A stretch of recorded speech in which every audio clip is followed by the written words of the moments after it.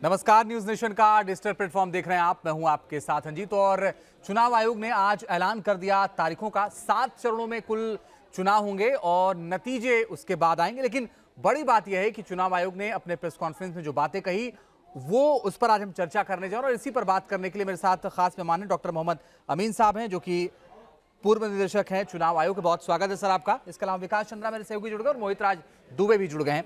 पहला सवाल मोहम्मद अमीन साहब आपसे, अगर हम आम जनता के हित की बात करें, क्योंकि ये सबसे ज्यादा समझना जरूरी है, बाकी के चुनाव से इस बार का चुनाव कैसे अलग आप देखते हैं?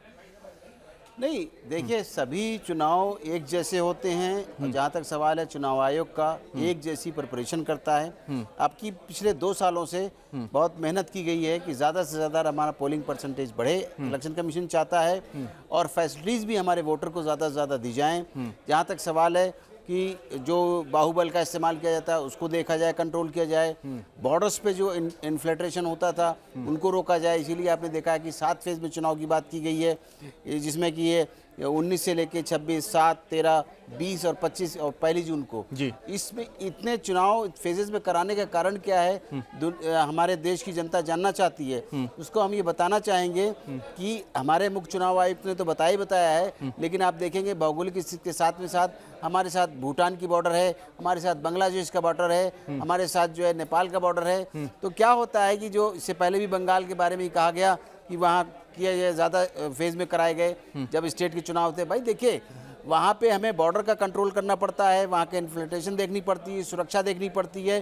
फिर अब बात आई है देश के चुनाव की, जो आम जनता के लिए चुनाव है, देश का चुनाव है, पार्लियामेंट का। इसमें मूवमेंट होता है, सिक्योरिटी मूवमेंट होती है, वीवीपैट है। लेकिन गैप कुछ लंबा नहीं दे दिया आपने? देखा कि 19 अप्रैल, फिर 26 अप्रैल, फिर 7 मई, फिर 13 मई, फिर 20 मई, इसमें फिर 25 मई। थोड़ा गैप ज्यादा नहीं लग रहा? नहीं, आपको तो लग रहा है गैप, लेकिन वहाँ पे आप सोचिए जो हमारा सिक्योरिटी का मूवमेंट होता है। आपने सुना होगा न्यूज में कि ये रेलवे डिपार्टमेंट से बात हुई, तो उनके जो बोगी होते हैं उनके अंदर हमारे सोल्जर्स जाते हैं, फौजें जाती हैं, उसके साथ में हमारा स्टाफ जाता है, फिर वीवीपैट का ट्रांसपोर्टेशन होता है। ये सब बहुत चीज़ें हैं जिनको ध्यान में रख के मूवमेंट किया जाता है और सेफ रखा जाता है, बल्कि एक दिन ज़्यादा रखा जाता है। अगर कहीं पर कहीं पर धन बल का प्रयोग किया गया है या ईवीएम के साथ कोई छेड़छाड़ की गई है या रिपोलिंग करानी है, तो उन सीटों के लिए एक दिन छोड़ दिया जाता है कि रिपोल करा के उसको पूरा किया जा सके। क्यों? क्योंकि एक साथ जो चुनाव की गिनती होगी वो 4 जून को होगी, तो उसमें कोई डिस्क्रिमिनेंसी नहीं रहना चाहिए। हर स्टेट का पूरा पार्टिसिपेशन होना चाहिए और हर क्षेत्र का चुनाव के बक्से वो हमारी ईवीएम पूरी हो जानी चाहिए। ठीक है, मैं विकास जी जुड़ गए हैं क्या हमारे साथ? ठीक है विकास, एक बड़ी बात है कि आज चुनाव आयोग की प्रेस कॉन्फ्रेंस में आप भी थे, हम भी सुन रहे थे। उन्होंने कहा कि जाति और धर्म के नाम पर वोट की कोई बात नहीं होगी। यहाँ तो पूरा चुनाव ही राम मंदिर के नाम पर होने जा रहा है, ये बात कही जा रही थी।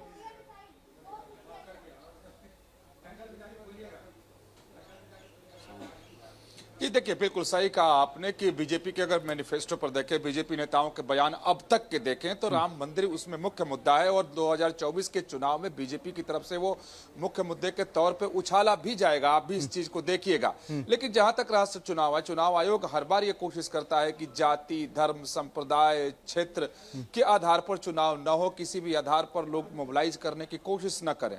चुनाव आयोग जब बयान देता है तो बिल्कुल ठीक, जो संविधान सम्मत होता है, चाहे एक आदर्श आचार संहिता के लिए जो चीजें जरूरी होती हैं उसके हिसाब से चुनाव आयोग बयान देता है, चेतावनी भी जारी करता है और कई बार शिकायत मिलने पर कुछ कार्रवाई भी चुनाव आयोग की तरफ से किया जाता है। लेकिन राजनीतिक दलों के व्यवहार को अगर देखें तो वो लोग चुनाव आयोग के द्वारा दिए गए निर्देश को सुनते हैं और सुनकर के कह सकते हैं कि सामान्य भाषा में कि एक कान से सुनते हैं, दूसरे कान से निकाल देते हैं। और इस बार भी आप देखिएगा कि चुनाव आयोग ने बड़े साफ शब्दों में कहा कि भाई इन चीजों से परहेज करना है, चुनाव आचार संहिता ठीक से लागू हो, लोग उसका उल्लंघन न करें। लेकिन चुनाव के दरमियान, प्रचार अभियान के दरमियान इसका उल्लंघन होना है। और न सिर्फ राम मंदिर के मुद्दे को उठा करके बीजेपी की तरफ से इसका उल्लंघन होगा, बल्कि कोई भी पार्टी इसमें पीछे नहीं रहेगी।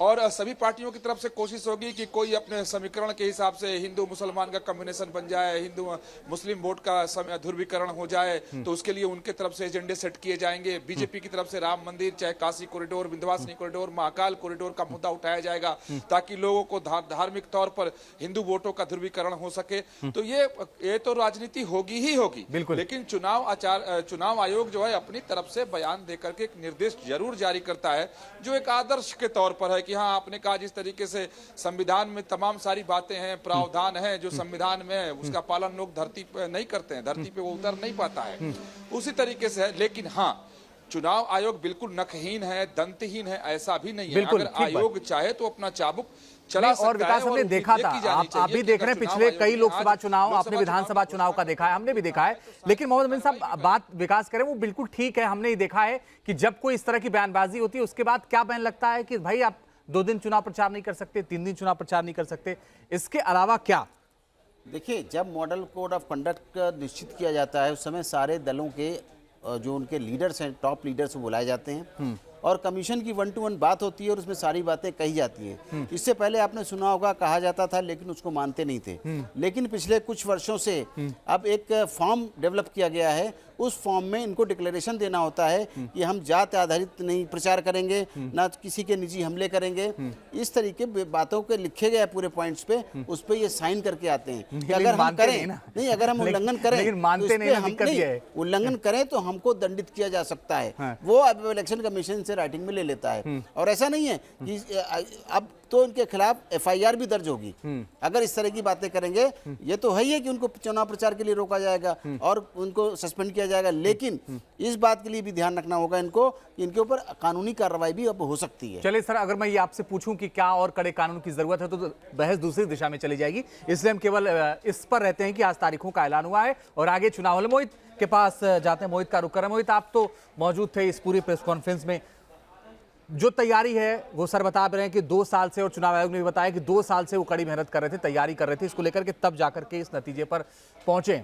लेकिन बात वही बार बार आ जाती है कि आने वाले वक्त में जो गाइडलाइंस हैं चुनाव आयोग की, वो कितनी पालन हो पाती है?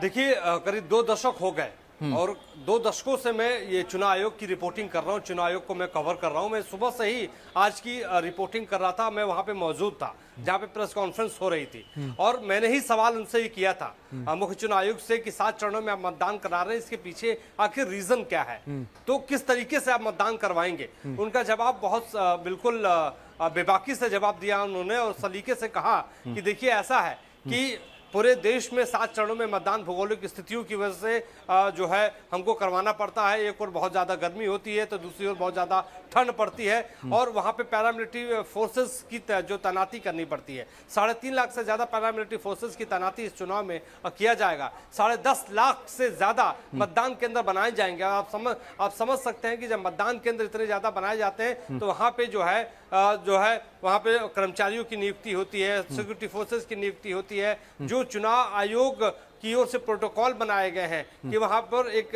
आदर्श मतदान केंद्र वहां पे बनाया जाए ताकि मतदाता अपने घरों से बाहर निकले, मताधिकार का अपना इस्तेमाल करे। तो ये एक बड़ी चुनौती चुनाव आयोग के सामने होती है और उन चुनौतियों को उसे पार करना होता है। दुनिया का सबसे बड़ा लोकतंत्र हिंदुस्तान है, जो है 96 करोड़ 70 लाख से ज्यादा यहाँ पे जो है मतदाता हैं। तो उन मतदाताओं को मतदान बूथ तक पहुंचाना, मतदान करवाना चुनाव आयोग के लिए सबसे बड़ी चुनौती है। और इस बार देखिए, चुनाव आयोग का सीधे तौर पे कहना है कि जो भी अमर्यादित टिप्पणी करेगा, हेट स्पीच देगा, चुनाव आचार संहिता का पालन नहीं करेगा, उसके खिलाफ सख्त से सख्त कार्रवाई की जाएगी। और ऐसा पहली बार हो रहा है। देखिए, चुनाव आयोग ने कहा कि ऐसा पहली बार हो रहा है कि हर जिले में चुनाव आयोग का एक मॉनिटर रूम होगा, वॉर रूम होगा, जहां से जो है निगरानी की जाएगी कि कौन हेट स्पीच दे रहा है, कौन गलत काम कर रहा है, कहां पैसे का है जो है लेन देन के माध्यम से जो है मतों को खरीद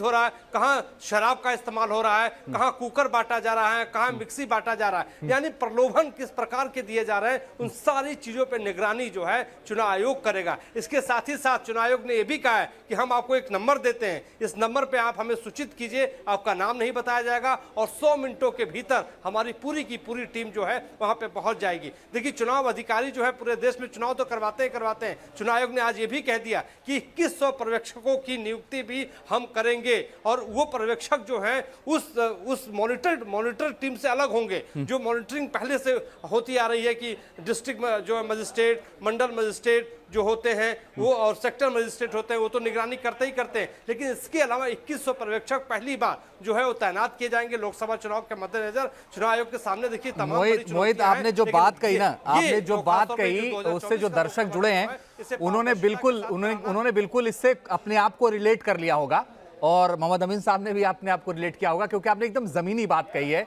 कि ये होता है आमतौर पर, ये हमने होता हुआ देखा है। सर, आज चुनाव आयोग ने कहा कि अब तक हम 3400 करोड़ रुपए कैश पकड़ चुके हैं और आने वाले वक्त में और कार्रवाई करेंगे अगर ऐसा कुछ होगा तो। लेकिन बड़ी बात यह है कि आप भी ये जानते हैं कि कैसे इन्फ्लुएंस होता है, गिफ्ट बंटते हैं उस दिन जो बात मोहित कर रहे थे, शराब से लेकर के और पैसे तक की सब व्यवस्थाएं होती हैं। जो मेन है वो अब शहरों में नहीं, अब बल्कि गाँव में स्थिति ज़्यादा हो जा रही है। जो तमाम ऐसे इलाके हैं उन पर लगाम कैसे लगेगी सर? देखिए, हमारे जो ऑब्जर्वर्स हैं वो उस स्टेट से रिलेटेड नहीं होंगे और ना ही वो किसी से दबते हैं, ना कि निष्पक्ष चुनाव कराने के लिए आते हैं। और अब की जो ये एक चीज़ और सुनी होगी आपने प्रेस कॉन्फ्रेंस में कि चीफ ने ये कहा है कि उन ऑब्जर्वर को एक्शन लेने की अपनी पावर है अपने लेवल से। पहले ये होता था कि वो उसकी रिपोर्ट भेजते थे स्टेट में, स्टेट से रिपोर्ट बन के कमीशन में जाती थी, फिर होता था। लेकिन वो उस वक्त कुछ भी चाहेंगे एक्शन ले सकते हैं अगर वो गलत समझते हैं। और एक ऑब्जर्वर नहीं है, ये तो स्पेशल ऑब्जर्वर की बात की गई है अभी पार्लियामेंट के लिए। वैसे भी एक पार्लियामेंट्री कॉन्स्टिट्यूंसी में डिस्ट्रिक्ट मजिस्ट्रेट के अलावा हमारे पास एक जनरल ऑब्जर्वर होता है, सीनियर आईएएस अफसर, फिर सीनियर आईपीएस अफसर होता है, फिर रेवेन्यू का होता है और इंफॉर्मेशन सर्विस का होता है। ये सारी मॉनिटर कर रहे होते हैं। मैं आपको बताऊं, अगर इलेक्शन कमीशन अपने पे आ जाए तो जीता हुआ कैंडिडेट अगर ओवर बजटिंग करता है यानी ज्यादा पैसा खर्च करता है तो उसको हारा हुआ भी घोषित किया जा सकता है। टीएन शेषन को कौन भूल सकता है जी, टीएन शेषन को कौन भूल सकता है? हाँ, आपको पता ही है टीएन शेषन के टाइम में हुआ था। और ऐसा नहीं कि हमारे जितने भी कमिश्नर्स हैं उन्होंने हमेशा नियमों का पालन किया। इसी वजह से आप देखिए कि अभी भी चाहे कुछ भी कहे विपक्षी दल, लेकिन हर विपक्षी दल को पता है कि चुनाव सही होता है। वो अपनी बात को रखने के लिए, जनता को समझाने के लिए कुछ भी कहें, लेकिन अब जनता जानती है, बड़ा डिजिटल हो गया है, हर चीज समझदारी से रहती है। और आप लोग भी इलेक्शन कमीशन की आंख और नाक कान है। अगर कोई भी मीडिया का पर्सन, चाहे वो वीडियो भेजता है, चाहे वो स्टिल भेजता है और चाहे वो रिपोर्टिंग करता है, वो उस रिपोर्टिंग को कोई जरूरत नहीं है, इलेक्शन कमीशन सीधा उस पर आदेश करता है। जी विकास, मुझे एक बात बताइए, ईवीएम का मुद्दा भी हर चुनाव में आता है, चुनाव के बाद आता है, इस बार भी ईवीएम रहेगा क्या?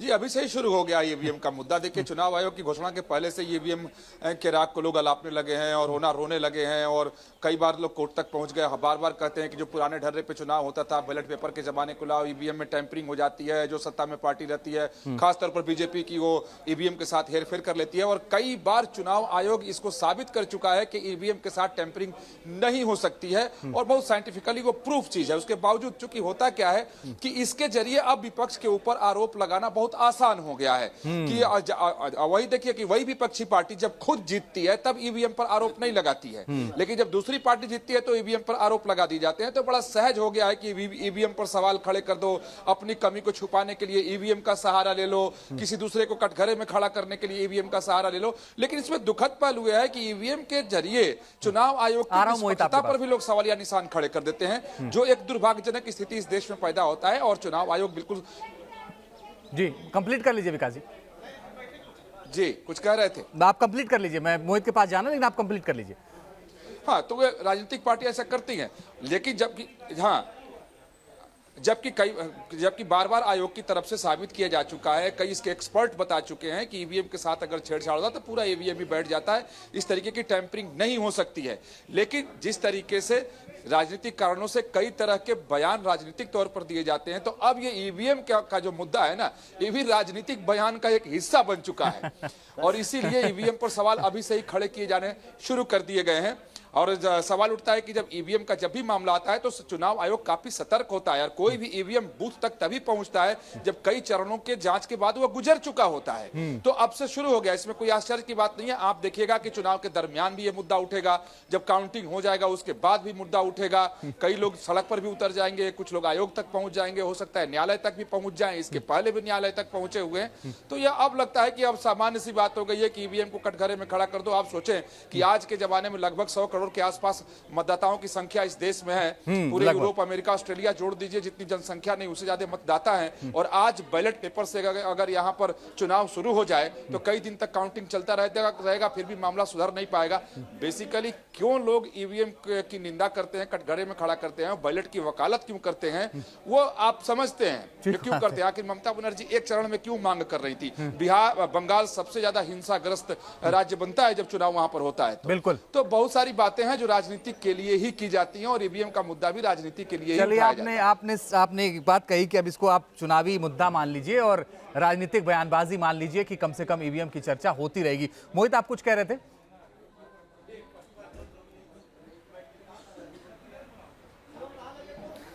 देखिए, जो आपने अभी सवाल विकास से पूछा है, ये सवाल बड़ा लाजमी है, बड़ा महत्वपूर्ण है। आज के दौर में ईवीएम को लेके विपक्षी दल लगातार प्रदर्शन कर रहे हैं। प्रदर्शन सड़क पे भी हो रहा है, संसद के भीतर भी इसको लेके सवाल तमाम विपक्षी दल उठा रहे हैं। कांग्रेस पार्टी के तमाम बड़े नेता सड़कों पे लेकर ईवीएम का प्रदर्शन कर रहे हैं। यही सवाल, ईवीएम को लेकर सवाल आज मैंने खुद मुख्य चुनाव आयुक्त से पूछा और उसका जवाब बाकायदा हम ये कह सकते हैं कि मुख्य चुनाव आयुक्त ने अपने प्रेस कॉन्फ्रेंस के दौरान ये कहा कि देखिए, हम तो तैयारी करके आए थे, कोई ना कोई ये सवाल पूछेगा।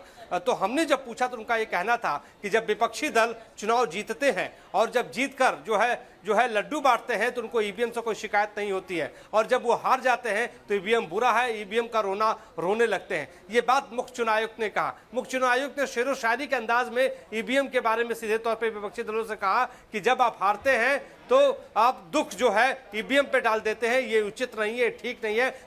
न्यायालय ने भी कई मोर्चों पर ईवीएम को सही बताया है। हम आपको बुला रहे हैं, आइए बताइए कि ईवीएम में कहाँ गड़बड़ी है। ईवीएम बिल्कुल सही है, ईवीएम में कोई दोष नहीं है। ये मुख्य चुनाव आयुक्त ने हमारे सवाल के जवाब में कह दिया है। लेकिन आपको ये भी हम बताते चले कि विपक्ष ने भी इसका मुद्दा बना लिया है। विपक्ष ने चुनाव आयोग पे सवाल उठा दिया है। कांग्रेस पार्टी के कम्युनिकेशन डिपार्टमेंट के चेयरमैन पवन खेड़ा ने सीधे तौर पे कह दिया है कि मुख्य चुनाव आयुक्त का यह बयान सियासी बयान है, इस बयान का कोई मतलब नहीं है। देखिए, 97 करोड़ के आसपास देश में मतदाता हैं। 2 करोड़ ऐसे मतदाता हैं जो पहली बार अपने मताधिकार का इस्तेमाल करेंगे। बिल्कुल। तो ईवीएम इतनी बड़ी तादाद में अगर मतदान आपको कराना है, जैसे विकास जी अभी ये कह रहे थे कि अगर एक बार में आपको मतदान, तो बैलेट पेपर पे आपको कई दिन लग जाएंगे, मतगणना में कई दिन आपको लग जाएंगे, और वीवीपैट और ईवीएम के माध्यम से जब आप कराते हैं तो कम वक्त लग जाता है, और कम वक्त लगने की वजह से नतीजे भी बहुत जल्दी आ जाते हैं।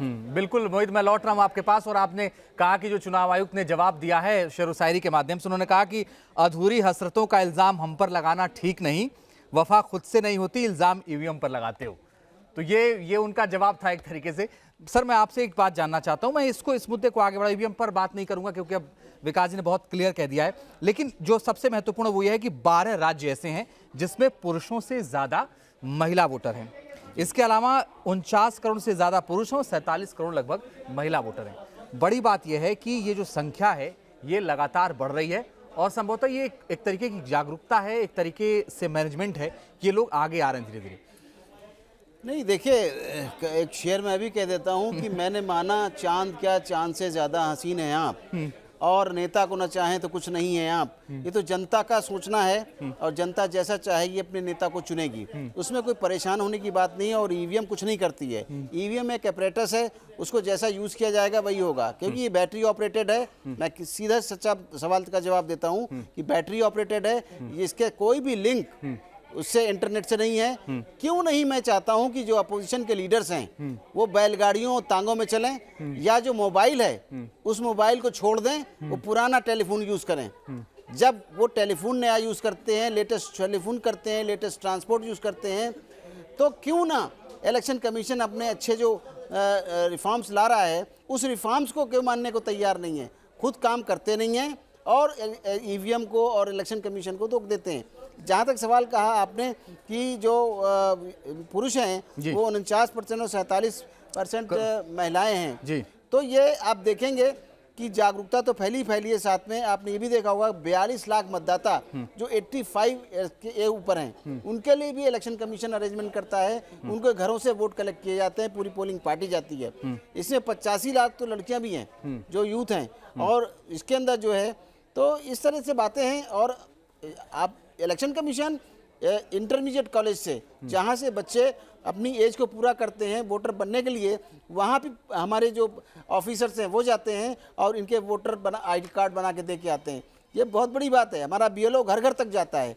आप देखिए हर बीएलओ जो बूथ लेवल अफसर है वो एक ऐसा कार्ड है जो बिना पैसे के आपके घर से ले जाता है फॉर्म और आपके घर पर डिलीवर करता है। तो जनता भी जागरूक हो गई है, उससे फायदे भी हैं क्योंकि हर जगह मान्यता भी है उसकी। इलेक्शन वोटर आईडी कार्ड जो है एक ऑथेंटिक कार्ड है, उसको आप हवाई जहाज में ट्रेवल कर सकते हैं, आईडी यूज कर सकते हैं, वोट दे सकते हैं और उससे कई फायदे भी मिल जाते हैं। तो ये जागरूकता पैदा हुई है, लोग बना रहे हैं और उनको सिर्फ एक दिन वोट देना है 5 साल में या जब भी असेंबली का होता है, पार्लियामेंट का वो होता तो है, जरूर करना चाहिए, तो इसको करना चाहिए और ये पर्व है, ये जरूर करिएगा। ये उत्सव चुनाव आयोग ने भी कहा उत्सव। बहुत बहुत शुक्रिया मोहम्मद अमीन साहब हमारे साथ जुड़ने के लिए। मोहित आपका भी धन्यवाद, विकास आपका भी। आप नजर बना के रखिएगा, लगातार आपसे अपडेट लेंगे। लेकिन ये जरूर है कि ये तमाम जानकारियां आपके काम की होंगी और हम उम्मीद करते हैं कि जब भी आपके यहाँ मतदान होगा आप घरों से जरूर निकलिएगा और मतदान जरूर करिएगा।